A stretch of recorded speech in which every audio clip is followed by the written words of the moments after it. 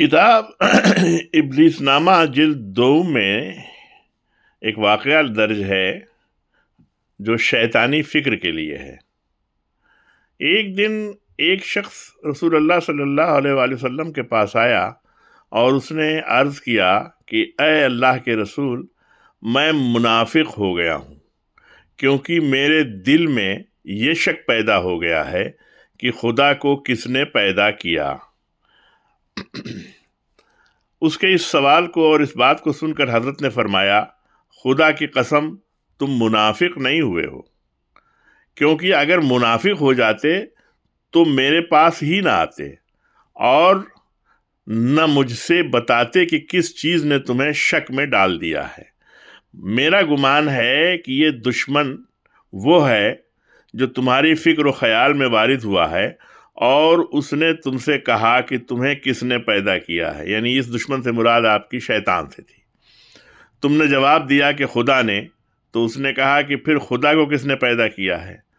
उस शख्स ने कहा, उस खुदा की कसम जिसने आपको बरहक नबी मबूस फरमाया है, ये बात यही हुई थी। तो हज़रत ने फरमाया, बेशक शैतान तुम्हारी बदअमली यानी नेक काम अंजाम न देने की वजह से तुम्हारे करीब आता है, लेकिन तुम पर काबू नहीं पाता है। तो फिर फ़िक्र व ख़याल की इन राहों से तुम्हें फ़रेब देने और रास्त से सीधी राह से भटकाने के लिए वारिद होता है।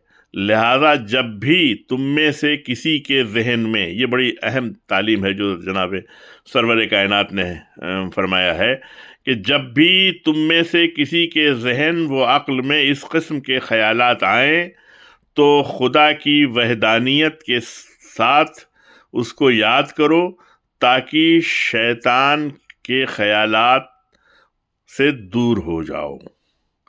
और इसी बात की तस्दीक करते हुए जमील बिन दर्राज कहते हैं कि मैं इमाम जाफ़र सादिक़ अलैहिस्सलाम की खिदमत में हाजिर हुआ और मैंने अर्ज़ किया कि कभी कभी मेरे दिल में एक अजीम चीज़ आती है और जहन में एक मौजू आ जाता है।